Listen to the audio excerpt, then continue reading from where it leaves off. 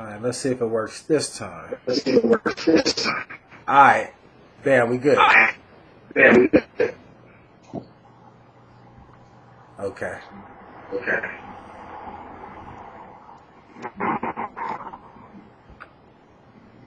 Perfect. That's just what I wanted.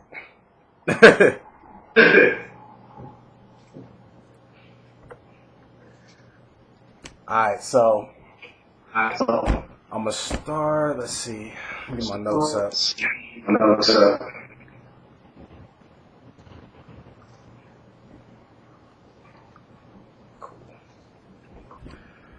Alright, what's going on, y'all? This is Mike Wills, and like I said, this is the betterunsigned.com. This is some of the greatest talent y'all ever heard. Some of y'all commercial cats never heard. But right now, I got my man in the building, straight from NYC. My man Nero, what's good with you, brother? How you doing, bro? Oh man, I'm lovely, man. And we was just conversating, man, a couple of minutes ago. Me and Nero, we was talking about the state of hip hop, man, and we were just talking about the saturation of the whole thing, man. So let's just start off, Nero. What do you think? Once again, like we was covering, man, just as far as like the saturation in hip hop, man. Why do you think it's so saturated? Why do you think it's so many artists trying to do this, man? Because in a sense, it's an easy ticket. Because to get a deal is kind of easy. People might think it's real hard, but it's real easy. So it's saturated in a sense because of that, and you don't need no talent. You just need a hot track with a hook. Hey man, it's as simple as that. As simple as that. With that being said, my man Nero, they call you Nero the Great. Is that right? Yes, sir. So where did the actual name Nero come from? How'd you get that one? My brother. Okay. He hit with that. It has an abbreviation. Okay. Because people know, I don't know, some people don't know that the name Nero, come from Rome. He was I believe a king, and he burnt down Rome. So me being the spiritual individual that I am, I put a K in front of that, so I can get away from that negativity that follows that name. That's right.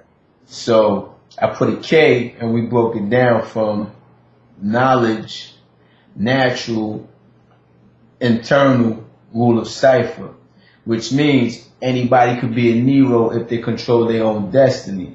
Because the cipher is 360 degrees in rotation, which is your world. So if you control your own destiny, you yourself can be a Nero.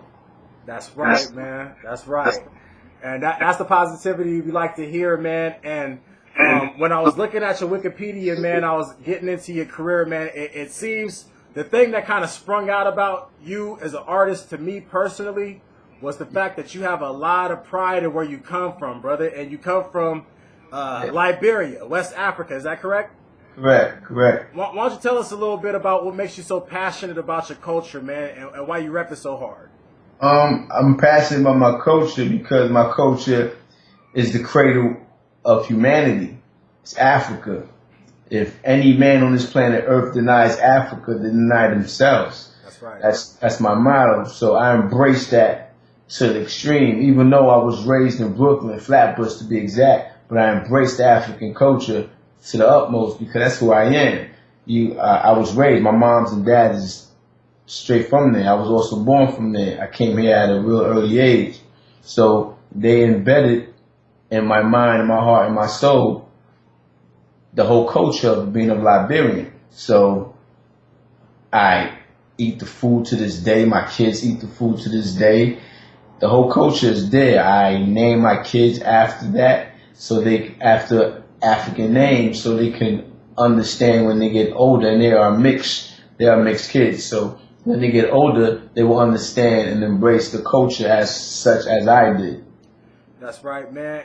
And as far as just touching on it one more time, I've never ever even heard of a Liberian or rapper repping Liberia. Do you know of any other rappers, or are you I think you're the only Liberian rapper, or the first one. Let's say that.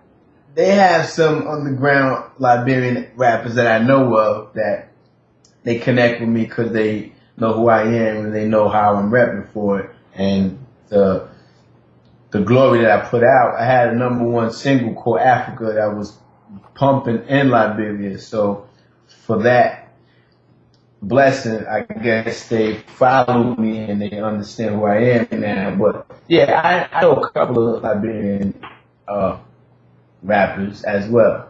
But if there's not too much of us out there, tell you that. It's not a lot of us. That's right, brother. That's right. So, getting off in that, I see you passionate about your culture. Another thing, obviously, you're passionate about, that's why we're doing the interview, is hip-hop. So Yeah. why don't you tell your fans and the people that don't know Nero, how'd you got into hip-hop? How'd you get into the love of the culture and the art? It was in my neighborhood. Like I said, I was raised in Brooklyn, so That's right. that's the music. It's not too far from the creation of hip hop. Yeah, the Mecca, basically. Exactly, the Bronx. I'm not too far from the Bronx, so That's right. that was just the music at the time. So me being around the age of 9, and you're in school already, because school teach you about rhythm and rhyming words. So you put those rhyming words together, and that's on TV, and you see that's the influence. You see these guys with the nice cars, nice girls, nice clothes. So that's enticing for you to want to have those. So you put those words together that you learned in school as myself, put those words together with the music behind it, get a flow. I used to be in the hallways, me, my brother, all my cats around the way, just make music together. And that's where the passion grew. I just loved it from watching people on TV, artists that influenced me, and the music. I love music. Music is a universal tool. You could go anywhere in the world, and there's somebody that's listening to music. It's from the heavens. You can't deny it. It's universal. It's universal. Correct. Yeah. So, who are your influences as far as artists? It ain't gotta be rap, but just musical artists in general. Definitely, Michael Jackson's on the top pedestal for me. Absolutely. He embraced me. He made me see what an entertainer is all about. Man.